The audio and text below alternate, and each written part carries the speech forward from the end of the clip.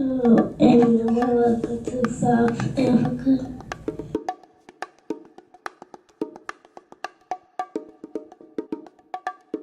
South Africa has a coastline stretches over 2,500 kilometers in length.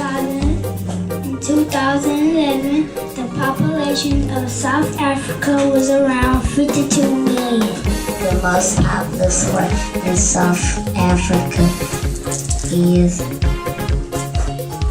soccer, rugby, and cricket. Joey is a left-handed driver on side the road in South Africa. South Africa is a member of the United Nations. The official name of South Africa is the Republic of South Africa. The capital of South Africa is Johannesburg.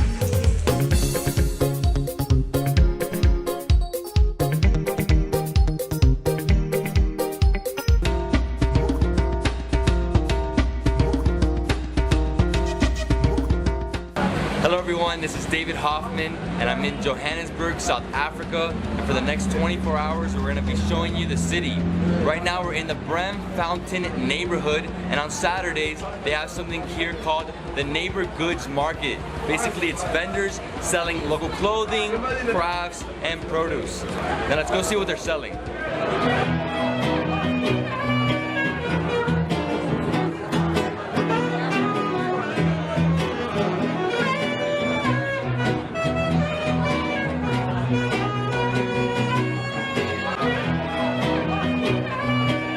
Behind me, we have one of the largest museums in South Africa, the Apartheid Museum. The museum serves as a beacon of hope, showing the world what South Africa went through in its past and how they're working towards a brighter future. If you want to learn about the history of South Africa, this is the place to come to. Vilakazi Street. This street is world famous because it's the only street in the world where two Nobel Prize winners lived. The late former President Nelson Mandela and also the Archbishop Desmond Tutu. Right here to my left is the Mandela House. This is where him and his family lived in the 1960s prior to him being imprisoned. Now let's go inside and check out the house.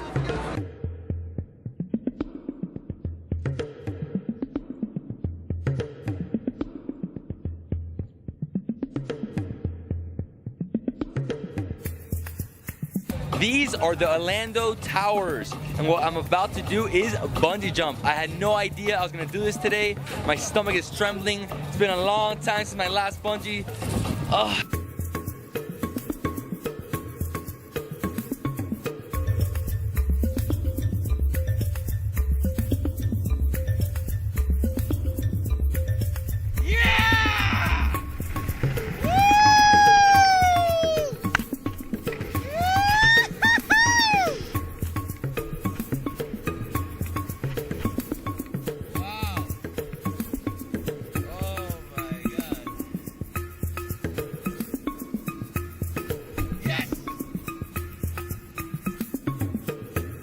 We're about to enter Lesedi Cultural Village. It's located about 45 minutes north of Johannesburg, and what we're gonna see here are 5 different tribes from South Africa. We're gonna see their way of life, we're gonna dance, and we're gonna have a Pan-African feast. Follow me, let's go inside.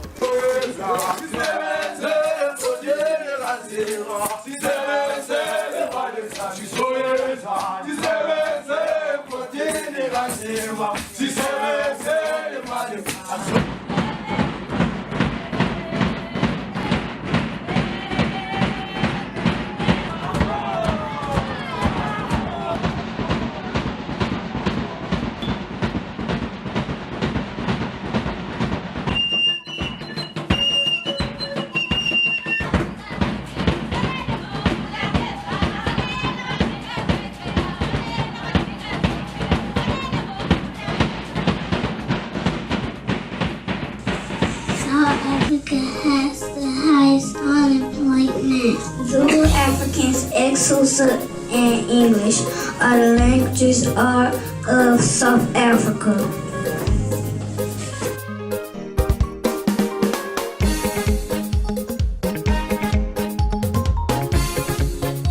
So I probably came across like 30 different languages on my mission, I'm guessing. just different tribal languages and people from different countries. But the three main languages that you get outside of English in the mission are Afrikaans and Zulu and Setswana. So my first couple areas, I was in Zulu areas, or languages very similar to Zulu. So I spent a lot of time really trying to learn that language as much as I could. So to greet in Zulu, it's Sanibonani or Sawubona, and then you always include like ma if you're talking to an elderly woman, kind of out of respect. So it would be, and you kind of raise your hands to show respect. So a typical greeting to a Zulu woman would be Sanibonani ma. If it's to a man, it's baba. So Sanibonani baba. And then you generally go into how are you doing, which is Kunjani or Unjani, how are you today? And they'll respond. So that's a typical greeting. Sanibonani Kunjani ma. And that's Zulu. And then you have Setswana. My third area was in a village in Botswana, and they spoke Setswana. And even in South Africa, a lot of people speak Setswana. So I loved the village. So typical greeting in the village is Dumela, and that's just hello. And kind of the same thing, you kind of raise your hands to show respect. So Dumela ma or Dumela, instead of baba, it's ra in Setswana. So Dumela ra. And then how are you is Lekai. And then you have Afrikaans, which is the white language. The people from, it's originated from German, Dutch, and English. So for example, it's interesting to say, what is your name? It's wat is your naam. So very similar to English, a lot of English influence. But a typical greeting in Afrikaans is hoe gaan dit?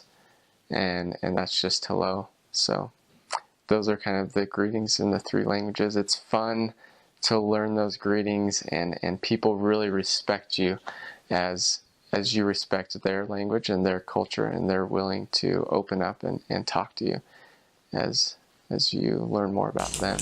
In South Africa, there are 3 capital cities.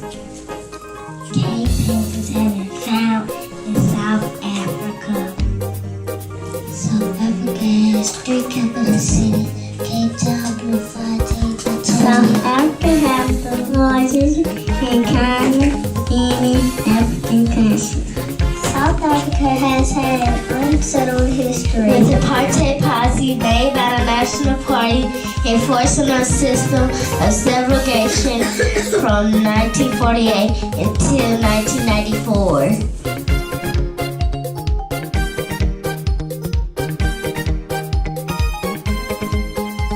Nelson Mandela became South Africa's first democratically elected president in 1994. It was the official end of white minority rule, otherwise known as apartheid. Apartheid, you've heard of it, but what exactly was it? I'm Francesca Fiorentini, and this is AJ Plus.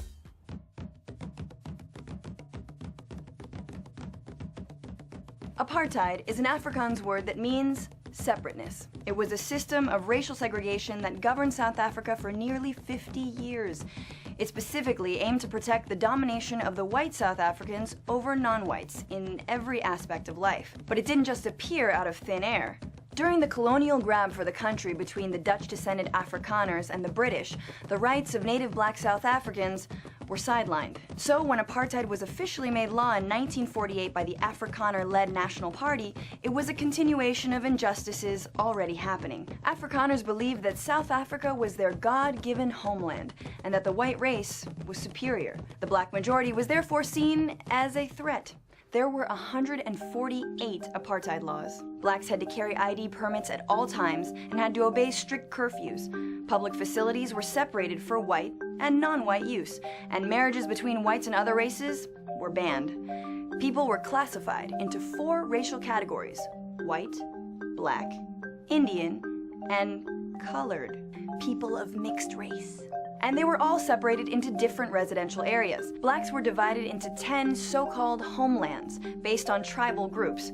Homelands were rural, overcrowded, and lacked jobs, forcing blacks to seek work as migrant laborers. Wages were low, and it was illegal for workers to strike. See, apartheid was also economically motivated. A cheap workforce was needed particularly to work in the country's gold mines. Powerful mining magnates had a huge stake in apartheid policies since their profits depended on keeping black wages low. Outside their designated homelands, non-whites had no political rights. Since they were not technically citizens, they couldn't vote.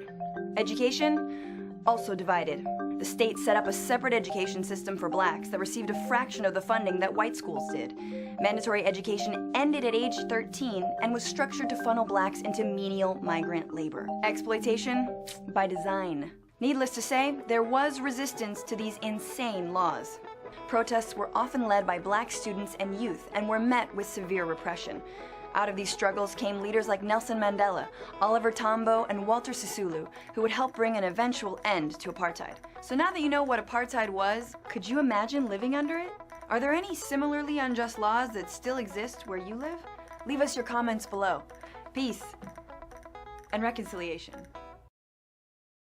South Africa is a wide variety of animals, such as giraffes, hippopotamus, leopards, and lions. In 2010, South Africa hosted the FIFA World Cup.